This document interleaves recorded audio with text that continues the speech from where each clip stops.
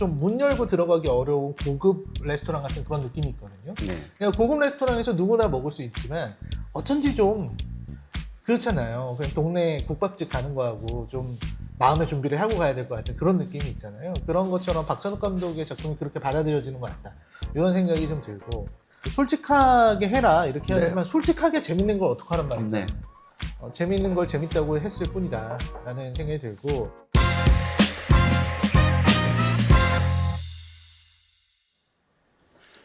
안녕하십니까. 칸차닐의 시네킥의 칸차닐입니다.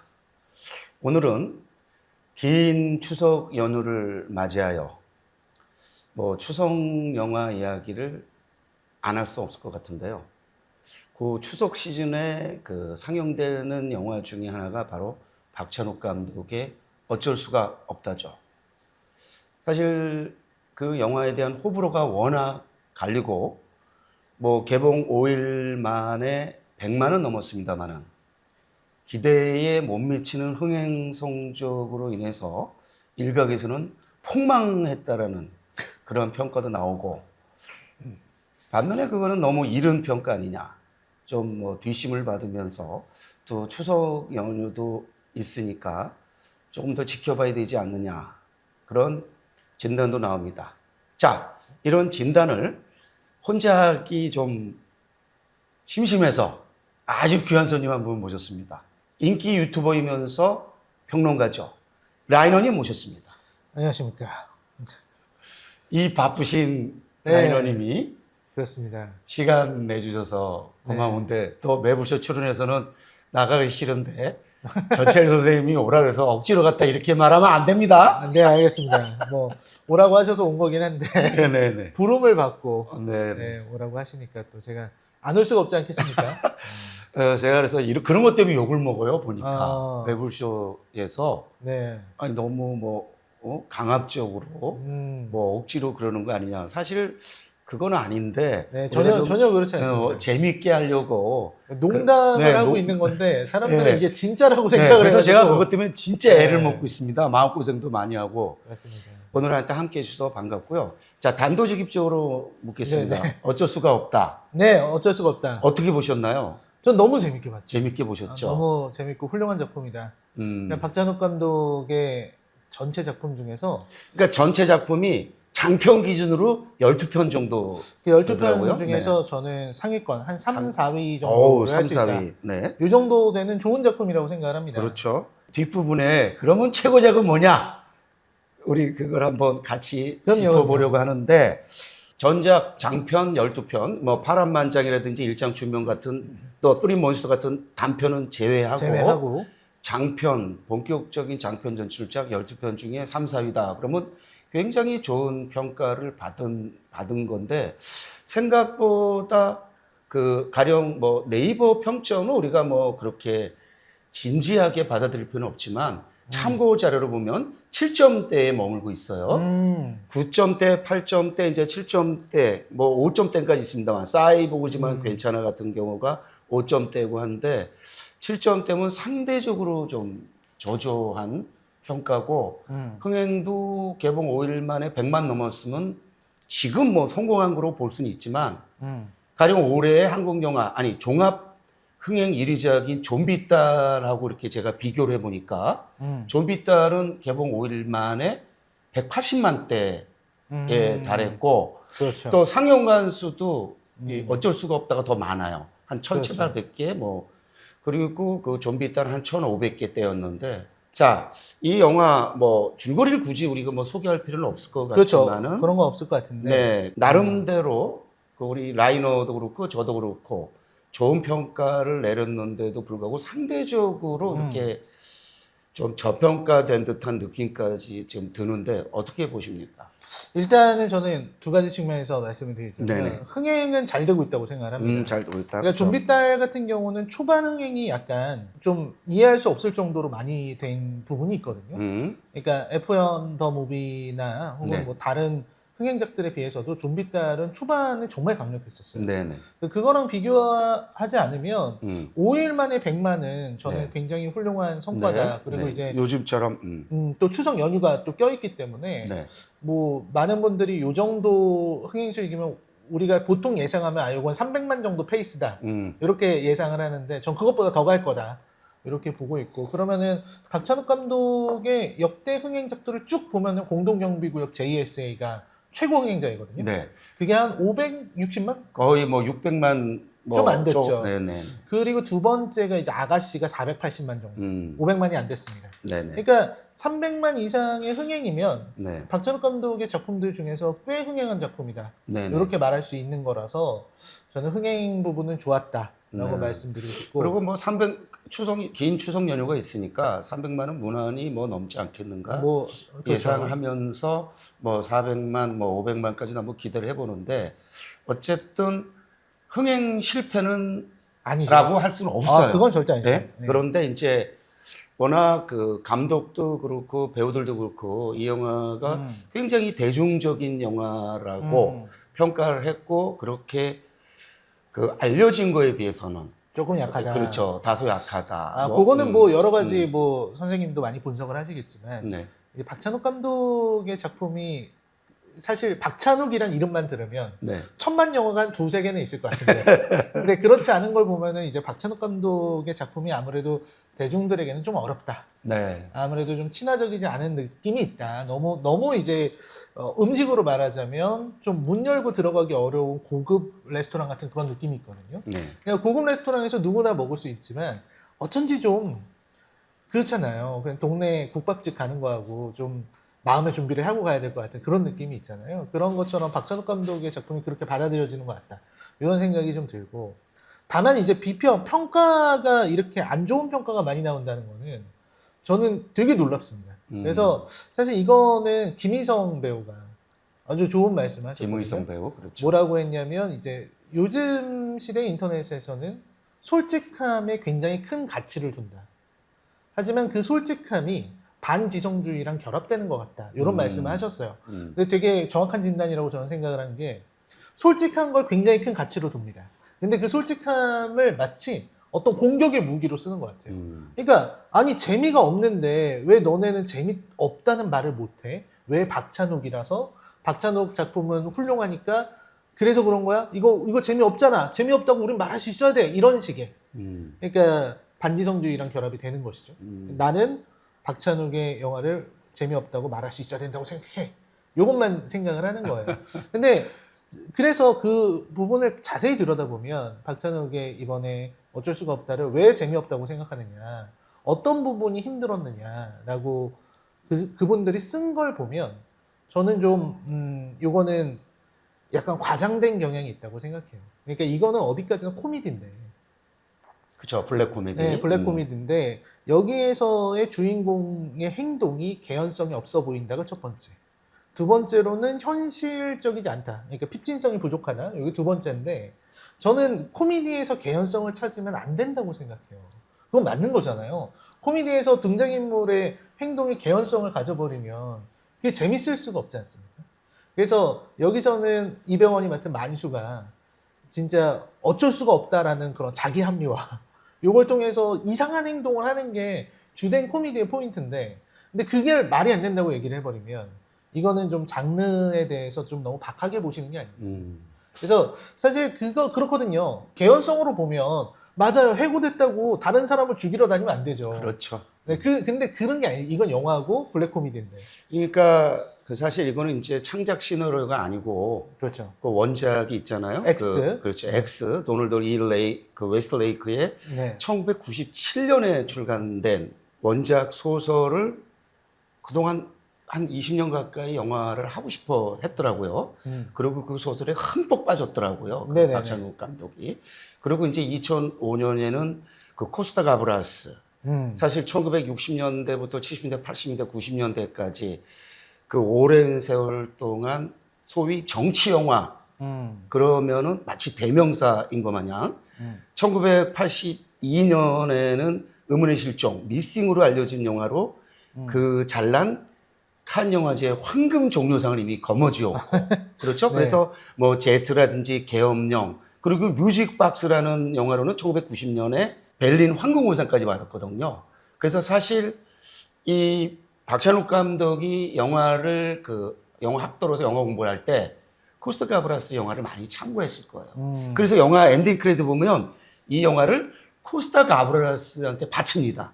그래서 데디케이트 투 코스타 가브라스 나오는데 사실은 이 원작 소설과 코스타 가브라스가 연출한 영화와의 그 어떤 비교라는 측면에서 보면은 사실 굉장히 흥미롭고 박찬욱만의 개성 이게 진짜 돋보이는 영화인데 그렇죠. 그 박찬욱만의 개성을 그 박찬욱 특유의 뭐 어떤 잘난 척 그의 그 상호택 박찬욱 영화는 기본적으로 그러니까 좀 어려운 용어일 수 있는데 다른 텍스트들과 비교 없이 보기 힘들거든요. 좀 어렵죠. 그리고 다채로운 어떤 정치 사회적, 문화적, 영화적 컨텍스트 속에서 수용을 해야 되는데 그렇죠. 일반 관객들은 그거를 하기 쉽지 않을 뿐만 아니라 뭐 싫은 거죠. 뭐 영화 한 편 보는데 뭐 이렇게 내가 신경 쓰면서 봐야 돼? 공부까지 해야 그렇지. 되냐. 그런데 이제 박찬욱 감독은 학습하지 않고는 볼 수 없는 영화를 만드는 거 맞습니다. 근데 저는 네. 또 이런 생각을 합니다. 그러니까 저도 이제 원작 X 소설을 읽어봤는데 그렇죠. 원작 소설이랑 이번 작품이 되게 많이 달라요. 다르죠. 근데 워낙 박찬욱 감독이 그렇잖아요. 저는 올드보이- 소설을 읽진 아직 못했습니다. 네, 올드보이도 가브라스 원작이 영화를 봤는데. 있지만 네, 네. 많이 다르죠. 네. 많이 다른 건데 대신 이제 아까 말씀하신 그런 기존 영화들에서 이제 이미지를 따오거나 모티브를 가져오는 이런 부분들은 되게 충실한 감독이다. 왜냐면 박찬욱 류의 박찬욱 류라고 하겠습니다. 박찬욱 류의 시네필 출신 감독들 이분들이 하시는 작품이나 이런 뭐 연출이나 이런 걸 보면은 항상 어떤 레퍼런스나 오마주의 대상이 네. 있고 그거를 하는 부분이 있기 때문에 선생님이 보시는 것처럼 이렇게 다른 텍스트들과 연결해서 보는 네. 게 굉장히 좋은 해석의 한 방법인데 근데 저는 또 한편으로는 그래요. 공부하면서 볼 필요는 없다고 생각합니다. 그러니까 그런 공부를 이 선생님처럼 하지 않더라도 그냥 봐도 재밌어요. 그러니까 이 관객분들이 너무 어렵다고 생각을 하고 진입장벽이 있다고 생각하고 너네들 시네필들 좀 영화 좀 본 놈들 요 놈들만 이렇게 즐기는 그런 거 아니냐라고 생각하실 수 있는데 그렇지 않습니다. 그냥 가서 봐도 재밌어요. 그래서 단지 이제 많이 알면 조금 더 공부를 하면 좀 더 풍성하게 그 세계를 즐길 수 있는 거죠. 네. 그래서 사실은 이 영화는 그냥 저는 재밌게 봤는데 근데 사실 박찬욱 영화 특유의 재미가 일반 영화의 재미하고는 달라요. 다르죠. 가령 이제 유머의 그 다름. 그러니까 제가 박찬욱 감독과 봉준호 감독을 비교하면서 늘 그 강조하는 게 뭐냐면은 봉준호는 A급 감성을 A급으로 만드는 감독이다. 박찬욱은 B급 감성을 A급으로 만드는 감독이다. 근데 그 B급 감성에 익숙하지 않은 거예요. 관객들이. 왜냐면 박찬욱의 유머는 일단 비틀어잖아요. 비틀죠. 비틀죠. 그래서 굉장히 웃을 수 있는 그런 장면에서도 그냥 처음부터 끝까지 웃기게 놔두질 않고 그걸 비틀어 버리니까 그렇죠. 거리가 떼져요. 그러니까 푹 빠질 수가 없는. 그러니까 우리가 대중영화에서 가장 그 주드러진 그 무기가 몰입이어야 되는데 박찬욱 영화는 스스로 몰입을 차단시키고 방해합니다. 그래서 거리를 떼고 이렇게 낄낄거리면서 즐겨야 되는. 그리고 슬픈 장면이 나오잖아요. 눈물을 못 흘리게 해요. 큰일 나죠. 눈물을 내면 안 되죠. 비장한 예를 들면은 그 코스타 가브라스 영화하고 박찬욱 영화하고 가장 다른 게 뭐냐? 비장함이야. 저 코스타 가브라스 영화에는 그런 유머가 별로 없어요. 근데 박찬욱 영화는 정말 그 박찬욱 특유의 유머 때문에 저는 진짜 두 번을 이거 방송 때문에 또 한 번 보고 갔거든요. 어제. 근데 야 역시 박찬욱은 참 정말 고급스러운 유머를 구사하는구나. 특히 저기 그 고추 잠자리 나올 때 고추 잠자리. 저는 그 시퀀스만 봐도 명장면이죠. 걸작이라고 보는데 그 대목만 보면은 그렇죠. 처음에 그 모차르트로 시작해서 가면서 이제 그 세 곡 정도의 1980년대에 그 히트곡이 나오는데 재미난 거는 고추 잠자리가 사실 조용필의 히트곡 중에서는 가장 수준 높은 노래 중에 하나거든요. 그렇잖아요. 그렇죠. 단순하지가 않아요. 창밖의 여자라든지 도라여 부산행 같은 단순적인 노래가 아니고 굉장히 컴플렉스한 그렇죠. 한 3부 구성으로 이루어지는 그리고 굉장히 복합적이죠. 그리고 굉장히 대중적일 수 없는 노래인데 그렇죠. 대중적으로 히트한. 그렇죠. 기가 막히죠. 네. 그거에 걸맞게 정말 이 연출되는 걸 보면서 야 박찬욱 저는 뭐 박찬욱을 대학 시절보다 알고 있었기 때문에 네.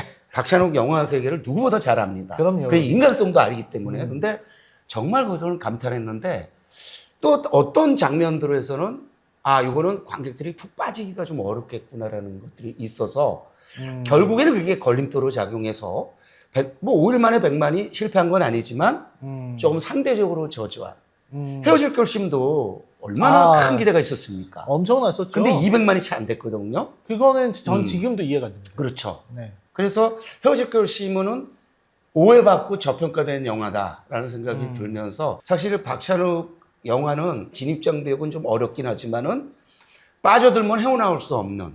아, 그렇죠. 네. 계속해서 기대하게 만드는 네. 그런 감독이고, 그리고 작품들이 어느 하나 음.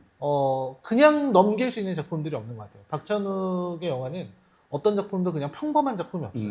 모든 작품들이 다 독특하고 네. 그의 세계를 담고 있고 다 의미가 있고 이런 작품들이라고 생각을 합니다. 사실 이런 생각이 들더라고요. 여기서 우리가 원작을 베이스로 했기 때문에 아무리 자유롭게 하더라도 큰 줄기는 따왔잖아요. 원작에서는 23년이고 여기서는 영화에서는 25년이고 그리고 그 주인공이 죽이는 인원수도 좀 다르고 다르죠. 그리고 그 대상의 캐릭터도 좀 다르고 그래서 이 영화는 원작이 있지만 뭐 박찬욱이 창작을 했다가 해도 과언이 아닌 거기에 이제 정석영이라는 뛰어난 작가가 이제 각색 작업에 들어서 같이 작업을 했습니다만은 참 박찬욱스럽다. 이거는 박찬욱에 대해서 비판을 못해서가 아니고 비판할 건 하죠. 그러나 이 영화는 지금 과소평가를 받고 있는 게 아니라는 생각이 아닌가 계속 하네. 저는 사실은 들고 있고. 저도 그런 생각이 들어요. 그러니까 그 솔직하게 해라 이렇게 네. 하지만 솔직하게 재밌는 걸 어떡하란 말이야. 네. 재밌는 걸 재밌다고 했을 뿐이다 라는 생각이 들고, 사실 박찬욱 감독의 영화를 보기 위해서는 조금 더 우리가 진지하게 볼 필요는 있습니다. 왜냐면 우리가 그 왜 흑백 요리사가 히트한 이후로 파인다이닝에 대한 이런 이해가 많아졌잖아요. 파인다이닝을 가서 우리가 먹는다고 하면 일단 우리 그 셰프들이 그 음식을 만들기 위해서 굉장히 많은 노력을 하고 그 안에 스토리를 집어넣거나 서사를 넣거나 다양한 재료들의 이런 조합 이런 거 즐기면서 먹게 만드는 거지, 우리가 라면 끓여 먹듯이 후루룩 먹으라고 주는 건 아니란 말이에요. 그런 걸 먹을 때는 우리의 자세도 달라지는 것처럼 박찬욱 감독이 만든 이 어쩔 수가 없다는 정말 제가 생각할 때는 매우 복잡하고 그리고 또 의미가 많이 들어있는 그런 작품이에요. 그러니까 현대 사회에 대한 지금 이 사회의 노동 문제에 대해서 굉장히 날카롭고 또 냉소적인 태도를 보이고 있는 작품이다라는 생각이 들어서 저는 그런 게 되게 좋았거든요. 그러니까 이 만수가 그 사람들을 죽이러 다니잖아요. 그게 뭐냐면 해고의 과정으로 일하고 저는 그렇죠. 한 명 한 명 해고하고 있는 거예요. 근데 그 한 명 한 명이 뭐냐면 다 자기 자신의 모습을 투영하고 반영한 인물들이다. 죽이는 과정도 굉장히 치밀하거든요. 마지막에는 죽이는 과정이라든지 뭐 이제 증거를 안 남기는 부분이라든지 이런 것도 점점 교묘해지는 해고의 기술들 이런 것이다. 그 대목을 보면 완전히 복수는 다할 거래 생각나더라고요. 그래서 박찬욱 감독은 다른 감독, 다른 작가의 영화들도 참고하고 끌어오지만 자기 영화도 또 끌어오잖아요. 그렇죠. 그래서 그렇죠. 어떤 대목에서는 복수는 할 것이라든지 그 어떤 이미지가 반복되고 그렇죠. 그리고 뭐 어떤 대목에서는 심지어 사이버 오지만 괜찮아까지도. 그래서 사실은 그런 측면에서 보면 굉장히 흥미롭고 가장 대중적이라고 표방하면서도 가장 복합적인, 가장 하이브리드적인 그런 영화. 특히 이 영화의 연기들은 사실 연기로 보면 거의 최고 아닙니까? 그럼요. 전작 중에 연기 최고일 거 해도 과언이 아닐 정도로. 네. 뭐 기생충처럼 10명이 나오지는 않습니다만은 그 못지않게 많은 인원이 나와가지고 그렇죠. 그 연기 앙상블은 진짜 역대급이잖아요. 그러니까 그런 생각을 하게 되는 거예요. 그러니까 사실 염혜란 배우는 인생 연기를 펼치셨는데 그렇죠. 양적 비중은 떨어지지만 작아도. 뭐 이 작품 전체를 압도했다. 예. 그러니까 모든 배우 정말 훌륭한 배우도 많지만 염혜란을 1등으로 뽑는데 주저함이 없을 정도로 정말 잘했고, 그리고 사실 박희순 배우도 여기서 되게 잘했다고 생각이 들어요. 왜냐면 저는 그 전에 박희순 배우가 보여준 연기들이 좀 너무 반복적이다. 좀 기대에 미치지 못한다는 생각을 갖고 있었는데 이 작품에서는 전혀 그렇지 않다는 걸 보여줬어요. 왜 그런가 생각해 보면 역시 감독 때문에 이 좋은 감독이니까 이 배우들의 내면에서 연기를 끌어내는 게 너무 쉽다는 생각을 했거든요.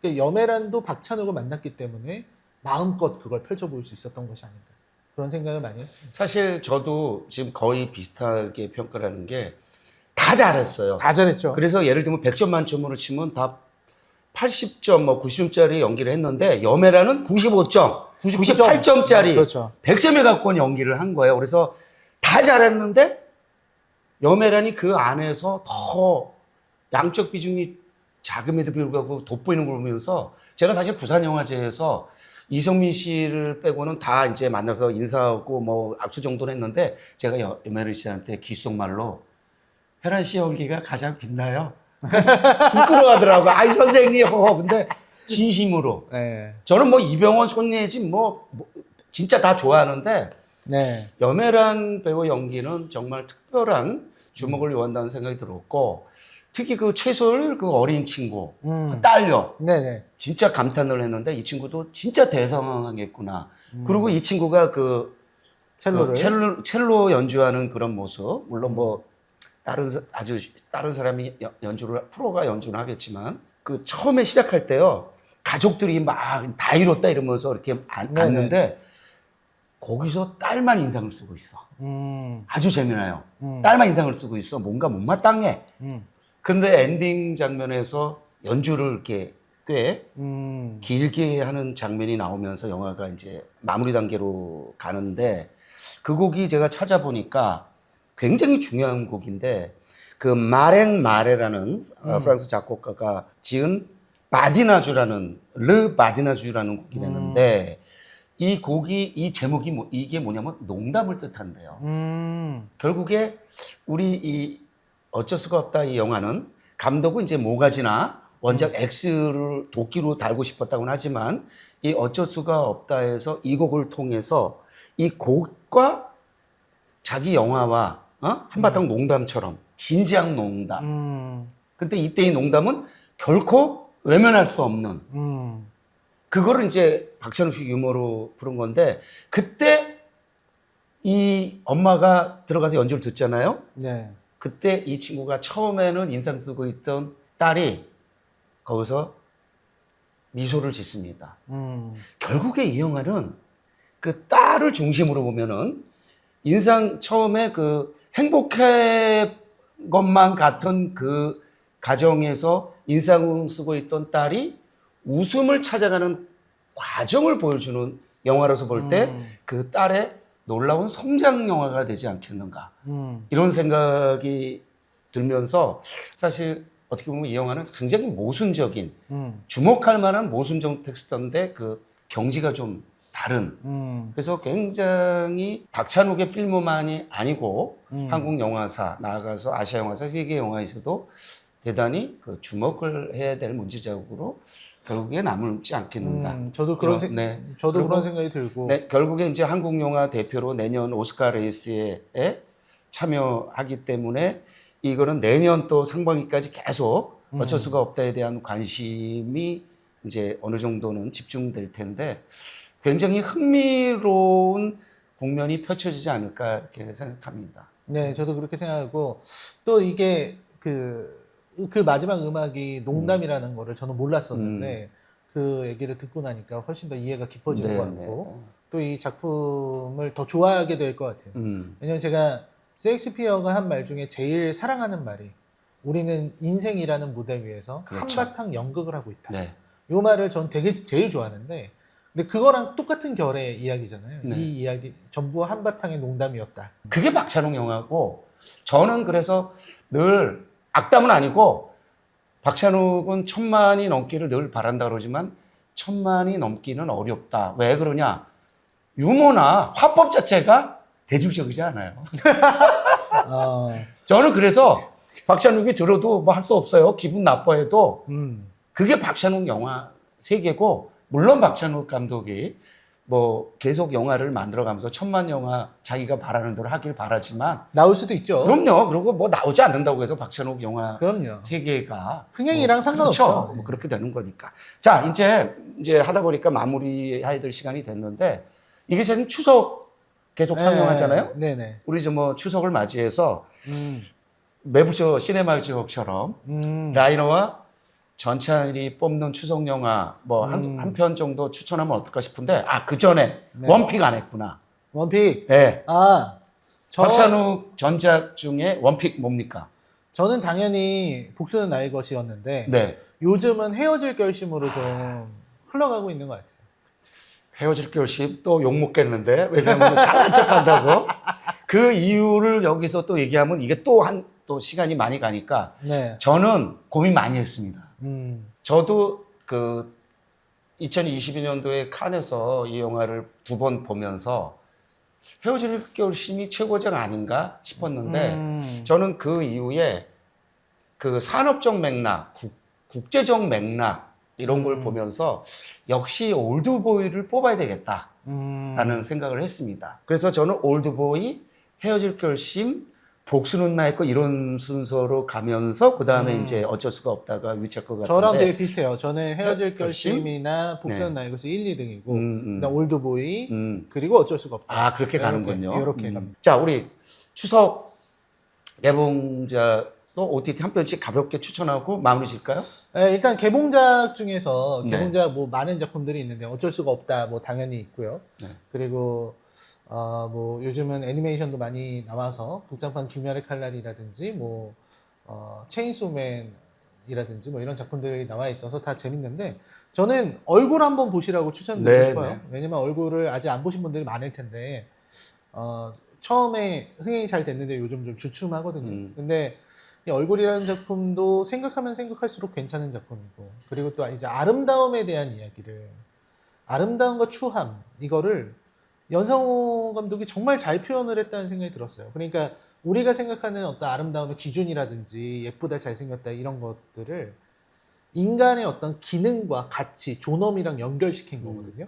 그러니까 거기에 나오는 영이라는 캐릭터는 사실 외모의 추함과 아름다움과 상관없이 그냥 어리숙하고 행동이 굼뜨고 좀 사람들한테 이렇게 어리숙하다는 비판을 받는다는 이유로 그냥 못생긴 애가 돼버렸어요. 그러니까 외모에 대한 그런 공격이 가능해진 게 그가 기능적으로 모자라기 때문에. 그러니까 이 사회적인 기준에 미치지 못하는 존재들을 우리는 아주 배제하고 그들을 집 누르고 집 밟아도 된다고 생각하고 살았거든요. 그런 어떤 야만의 시대가 있었잖아요. 우리 70년대, 80년대 그런 야만의 시대였는데 그 시대에 대한 집착을 또 영규가 드러냈다라고 저는 생각하기 때문에 아름다움에 대한 집착, 도장에 대한 집착, 기능적으로 내가 가치 있는 존재라는 걸 증명해야만 되기 때문에 그래서 그런 부분들을 잘 드러낸 작품이라는 생각이 들어서 얼굴을 추천드립니다. 네, 그 매부쇼 시네마 쪽에서 우리 네 패널들이 전부 네, 다 좋아했었죠. 그렇죠. 같이 지지했는데 저는 연상호 최고작이라고 생각할 정도로 저는 그 영화를 좋아하고요. 사이비보다도 아니 저는 그 얼굴 보고서 연상호 최고작으로 손색이 없다. 그리고 21세기 한국 영화 10편 안에 들어도 손색이 없는 그러한 진짜 문제적 걸작이라고 생각할 정도로 얼굴을 정말 높이 평가하고요. 저는 이제 우리가 좋아하는 PTA, PTA. 폴 토마스 앤더슨, 그렇죠? One Battle After Another. 미국에서 지금 난리라는데 제가 이거 보고서요. PTA는 만드는 영화마다 다 경이로운 영화를 만드는데 이 영화는 역대급 경이로운 영화더라고요. 재미, 의미, 사회 비판 모든 거를 다 갖춘. 그래서 모름지기 이런 영화를 PTA가 만들어냈다는 거에 대해서 거의 제가 볼 때 마틴 스코시지 경지까지 지금 간 거 아닌가 싶을 정도예요. 그래서 한번 이 디카프리오를 포함해서 그 정말 이 영화가 얼마나 재미있고 의미 있고 를 한번 만끽하시기를 권하고요. 그러면 집에서 OTT로 볼 한 편씩 추천하고 마무리 짓죠. OTT로 볼 만한 작품 저도 많이 고민을 해봤는데 네. 요즘 나오는 시리즈들이 되게 괜찮아요. 그러니까 뭐 소년의 시간이라든지 은중과 상연이라든지 이런 소년의 작품들. 시간 최고죠. 네, 그런 작품들 한번 보시면은 너무 네. 좋을 것 같습니다. 소년의 시간은 그 서울 드라마 어워즈에서도 종합 대상을 받았습니다. 아 그렇군요. 놀라운 수작이라는 것 저도 동의하고. 놀라운 수작이고 네네. 뭐 그냥 그 내용의 중요함도 있지만 네.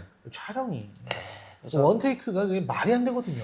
사실 아직 안 보셨다면 꼭 넷플릭스 소년 시간 찾아보기를 권하고 저는 사실은 최근에 그 우리 저 영화 공간 주안에서 크리스찬 패촐트의 패촐트. 미러 넘버 3 같이 톡하면서 네. 제가 그 크리스찬 패촐트에 빠져서 허우적거리고 있다고 했잖아요. 그래서 최강희 씨가 옆에서 막 비웃었는데 비웃었는데 저는 그 미러 넘버 3도 보시면서 온디네 네, 물의 정령.